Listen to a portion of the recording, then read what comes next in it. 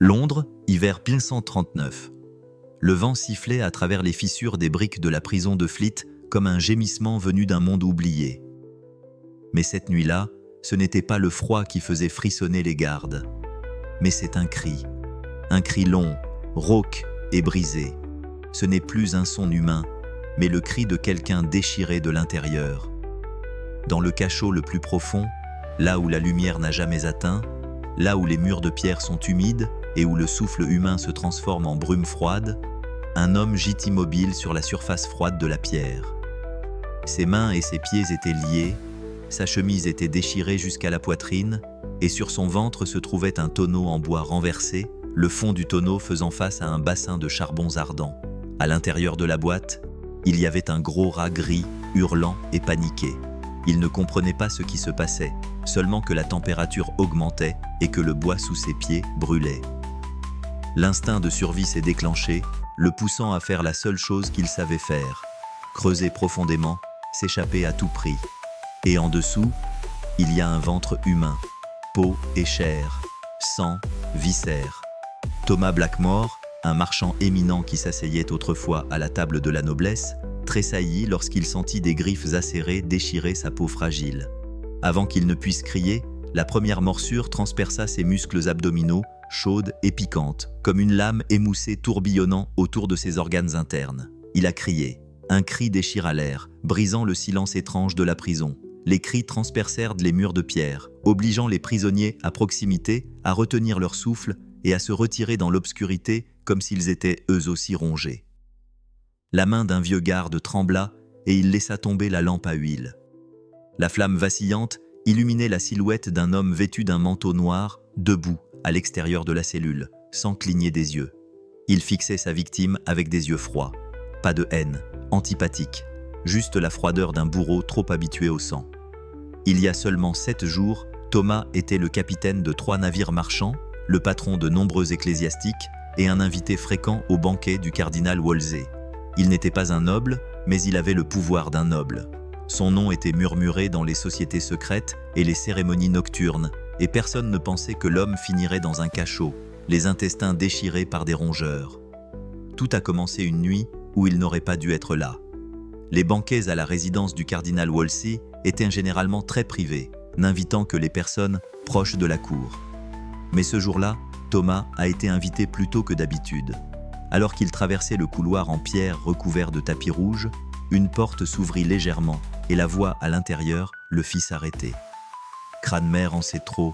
S'il ouvre la bouche, tout s'effondrera. Alors, il faut agir vite, avant que le roi n'entende quoi que ce soit. Thomas resta immobile. Cette voix appartenait à un noble siégeant au conseil privé. Et Cranmer, l'évêque qui dirigeait la secte réformée qui luttait contre le pouvoir de Rome. Ce n'est pas l'histoire que vous devriez entendre, mais il a entendu. Et à partir de ce moment-là, son sort était décidé. Cette nuit-là même, Thomas quitta le manoir et rentra chez lui, pour découvrir que le portail était brisé, que son garde du corps avait été poignardé à mort et qu'une note sanglante était épinglée à la porte. Les rats trouveront leur chemin vers le cœur de l'homme qui en sait trop. Il s'est enfui pendant la nuit, emmenant avec lui sa femme et sa jeune fille. Mais avant qu'ils ne puissent quitter les frontières de Southwark, un groupe de soldats étranges leur tendit une embuscade. Sa femme a été arrêtée, sa fille a été battue jusqu'à perdre connaissance et lui-même a été enveloppé dans un sac et traîné dans l'obscurité. Il s'est réveillé dans les caves en pierre de la prison de Fleet. Et puis, le tonneau en bois a été placé à l'envers sur son ventre. Lorsque la première souris a creusé à moitié, Thomas a failli s'évanouir. Sueur, sang et larmes mélangées, coulant en ruisseaux. L'homme au manteau noir entra, s'assit à côté de lui et murmura « Veux-tu mourir aujourd'hui ou parler pour que ta femme et tes enfants puissent vivre ?» Thomas ouvrit les yeux, ses lèvres ensanglantées remuèrent « Je ne sais rien. » Il sourit et fit signe au garde. « La prochaine fois, mets-en 2. » Derrière les peaux nobles, dans les entrailles des anciennes églises en pierre et dans les réunions auxquelles seuls les membres du conseil privé sont autorisés à assister, se cachent des secrets. Et Thomas Blackmore, un marchand, n'aurait jamais dû connaître ces secrets, parce que le prix de la curiosité c'est que chaque centimètre de peau soit rongé par les rats.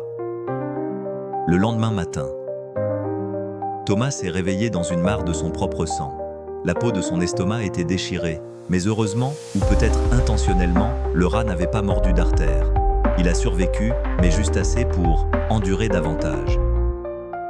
La porte de la cellule s'est ouverte. L'homme au manteau noir revint, portant cette fois une petite table en bois qu'il plaça devant lui. Sur la table se trouvait une plume d'oie et un vieux morceau de parchemin. « Signez ici », dit-il, confessant que vous êtes un espion papal, complotant pour détruire l'église d'Angleterre. Thomas haleta. Ses mains tremblaient tellement qu'il ne pouvait pas tenir le stylo. Je ne suis qu'un marchand. Cela n'a plus d'importance, répondit-il. Tu as vu quelque chose que tu n'aurais pas dû voir. Et maintenant, soit tu disparais comme si tu n'avais jamais existé, soit tu deviens un témoignage de la justice du tribunal. Thomas comprenait maintenant. Il ne veut pas la vérité. Il n'a pas besoin d'une déclaration. Il lui fallait simplement un pion, un sacrifice, une excuse pour purger ceux qui ne se conformaient pas à l'Église nationale, en particulier ceux qui restaient secrètement fidèles au pape à Rome. Thomas avait des relations avec des cardinaux italiens. Il l'a eu. Et maintenant, il utilise ces mêmes relations pour créer un scénario de trahison. 2 jours plus tard, dans une pièce secrète de l'abbaye de Westminster, une réunion secrète fut convoquée. Pas de dossier, pas d'étrangers. Il n'y a que 6 personnes. Ils étaient assis autour d'une table en pierre, sous une faible lumière de bougie, chacun portant le même manteau noir. Sur leur poitrine se trouvait le symbole d'un faucon d'argent, identique à celui du tortionnaire de Thomas. Il ne s'agit pas d'un conseil privé ordinaire. Il s'agit de l'Ordo Silence, le Conseil des Ombres, une branche secrète du gouvernement Tudor, spécialisée dans le traitement des questions sensibles. Hérésie, trahison, fuite d'informations et purge des noms gênants. Le chef de la réunion, un noble à la barbe argentée et aux yeux de glace, dit à voix basse « Nous ne pouvons pas laisser Cranmer parler au roi. S'il révèle que nous truquons l'affaire des cardinaux, tout s'écroulera. » Un autre a demandé « Et Thomas Blackmore ?»« C'est le partenaire idéal, » répondit le premier. Il commerçait avec le pape, il n'avait aucun soutien aristocratique et il a disparu de la carte sociale. Son apostasie, nous avons des raisons d'en pendre 10 autres. Et s'il ne signe pas ? L'homme sourit et prit une gorgée de vin. La souris lui apprendra à écrire. Au même moment, dans le sous-sol du donjon, Thomas commença à ressentir ses premières hallucinations. Une perte de sang excessive peut entraîner une propagation de l'infection dans tout le corps. Il a vu sa fille l'appeler par son nom, sa femme pleurer à l'extérieur de la cellule. Mais parfois, il voyait l'homme en noir assis à côté de lui, murmurant « Thomas, sais-tu pourquoi tu as été choisi ?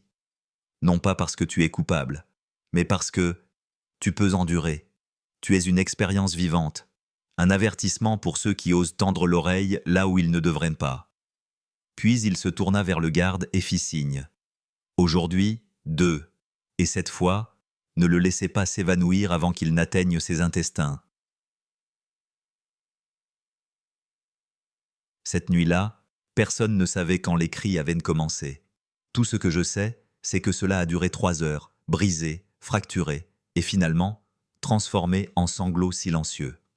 Un jeune garde sortit en courant de la prison, s'agenouilla devant la porte en sanglotant. « Pas humain, ce n'est plus humain. » Un homme n'est vraiment mort que lorsqu'il signe quelque chose que sa conscience ne peut accepter. Et s'il refuse, il n'est pas mort immédiatement. Il sera brisé, petit à petit, avec douleur, avec peur, avec des images d'êtres chers déchirées dans l'imagination. C'est exactement ce à quoi Thomas Blackmore est confronté. 10e jour en prison. Thomas ne savait plus ce qui était un rêve et ce qui était la réalité.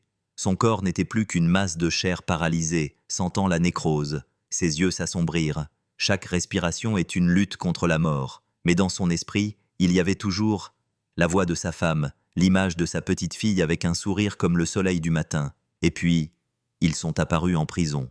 Pas réels, mais une torture mentale. L'homme au manteau noir a placé une lettre tachée de sang sur la table. Écriture tremblante. « Papa, ils ont dit que si tu te tais, je serai mangé par des rats comme toi. C'est vrai, papa. » Thomas hurla, roula hors de la table et se cogna la tête contre le mur comme pour se suicider. Mais il se tenait là, froid, patient. « Bien, dit-il. Vous êtes prête à signer. Une petite pièce est préparée. Mur de pierre, lumière vacillante des bougies. Sur la table en bois pourri se trouvait un morceau de parchemin. Confession d'un hérétique. Marqueur prédéfini. Mais l'encre, non. Il tendit un petit couteau. Tu l'écriras de ton propre sang. C'est la seule vérité qui reste. Thomas, tremblant, prit le couteau. Il a regardé les caractères gras en haut du document. Moi, Thomas Blackmore, adorateur du pape et conspirateur contre le roi Henri et l'Église d'Angleterre. Chaque mot était comme un couteau planté dans son cœur. Non pas parce qu'il était innocent, mais parce qu'il savait, s'il signait, 10 autres mourraient avec lui. Des prêtres, des marchands et même des serviteurs innocents apportaient autrefois du vin dans sa maison. Et puis, un clic retentit derrière lui. Les portes de la prison s'ouvrirent. Une femme hurlante a été traînée à l'intérieur. C'était sa femme, les cheveux ébouriffés, le visage couvert d'échymoses. Derrière elle se trouvait la petite fille, la bouche couverte, les yeux gonflés. « Thomas, ne les laisse pas, ne les laisse pas !»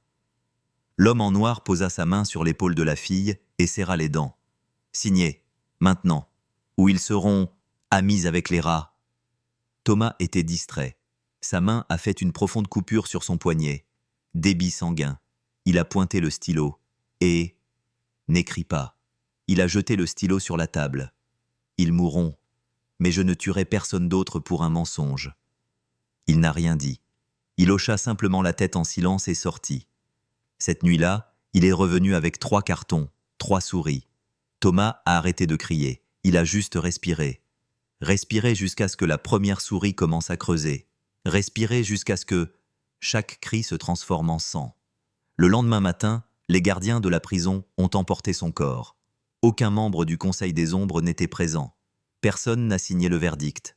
Aucun témoignage, aucune preuve. Juste un cadavre rongé et méconnaissable jeté dans une fosse commune. Et à l'intérieur de la cellule, un morceau de papier coincé dans une fissure du mur, fait de sang séché. Celui qui connaît la vérité devrait mourir pour la vérité, pas pour des mensonges. Thomas Blackmore est mort. Mort sans confession, sans un instant de reconnaissance, sans un instant de reddition. Mais dans son dernier souffle, il a semé une graine, un dernier murmure de justice. Et c'est ce murmure qui a trouvé son chemin hors de l'obscurité. 3 jours plus tard, sur un marché à la périphérie de Southwark, un jeune vendeur ambulant a ramassé un rouleau de papier taché de sang dans une caisse en bois au bord de la route. Il était sur le point de le jeter, mais la lumière reflétée par le sceau de cire rouge l'a fait s'arrêter. Le sceau est l'emblème du conseil privé, le faucon d'argent. Le garçon, ne sachant que faire, le donna à un vieux prêtre qui dispensait des soins médicaux gratuits dans le village, un homme que les habitants appelaient affectueusement Père Ed. Mais ce Père Ed n'est pas une personne ordinaire. Son vrai nom était Edward Strathmore, ancien secrétaire privé de l'évêque Cranmer et seul survivant de la purge des espions papaux il y a de nombreuses années. Il s'est échappé, anonyme. Et à partir de ce moment-là, il a gardé un œil sur chacun des membres du Conseil des Ombres. Lorsqu'il ouvrit le parchemin, il fut stupéfait. À l'intérieur, il n'y avait pas seulement les derniers mots sanglants de Thomas, mais une liste. Liste des personnes présentes à cette réunion secrète. Liste de ceux qui ont exécuté des dizaines de personnes au nom de l'anti-Église. Et pire encore, ces gens qui construisent une religion soumise à la politique sont prêts à tuer quiconque s'oppose à eux. Cette nuit-là, le père Ed quitta le village. Il partit pour Londres, dans un lieu où seuls quelques rares croyants croyaient encore, l'ancienne abbaye de Saint-Barthélemy, où le clergé réformé vivait caché. Il y rencontre 2 autres témoins qui ont été accusés et qui se sont échappés. Une femme médecin, ancienne scribe du cardinal Wolsey. Ils connaissent Thomas. Ils recevaient de la drogue de sa part, vendaient des marchandises pour lui, étaient aidés par lui pour échapper au raid. En lisant la liste, tous les 3 comprirent, il était temps de mettre fin au concile. 1 mois plus tard, une réunion secrète du Conseil des Ombres a eu lieu dans la cave à vin sous le palais de Whitehall. 6 personnes étaient assises autour de la table en pierre, du vin rouge versé à ras-bord. Mais alors, une odeur étrange est apparue. Une mauvaise odeur, odeur d'humidité, odeur d'égout. Avant qu'ils ne puissent réagir, la trappe a été verrouillée de l'extérieur. Une série de bruits de cliquetis retentit.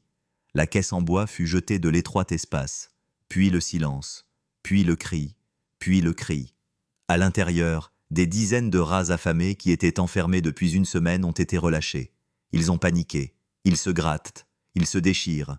Ils grimpent sur le visage des gens, leur mordent les yeux, le nez et la gorge. Personne n'a survécu. Le lendemain matin, 6 corps mutilés ont été retrouvés dans la cave. Aucune idée, aucune preuve.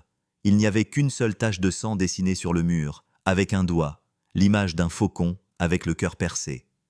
Une semaine plus tard, dans les églises de Londres, un tract anonyme est apparu. Son nom est Thomas Blackmore. Il n'est pas un hérétique. Il est la preuve de la vérité étouffée par la peur et le pouvoir. Et la justice a été rendue par vos propres instruments, souris. À partir de ce moment-là, personne n'osa plus prononcer son nom. Mais les commerçants se dirent entre eux. Si quelqu'un ose condamner à tort une personne innocente, les rats viendront la nuit. Et dans le donjon de Fleet, on dit que chaque hiver, un cri perçant peut être entendu depuis la vieille cellule de pierre, même si personne n'y est emprisonné. Thomas Blackmore est mort, mais ses derniers mots ont survécu. Et parfois, une personne silencieuse fait hurler tout le système.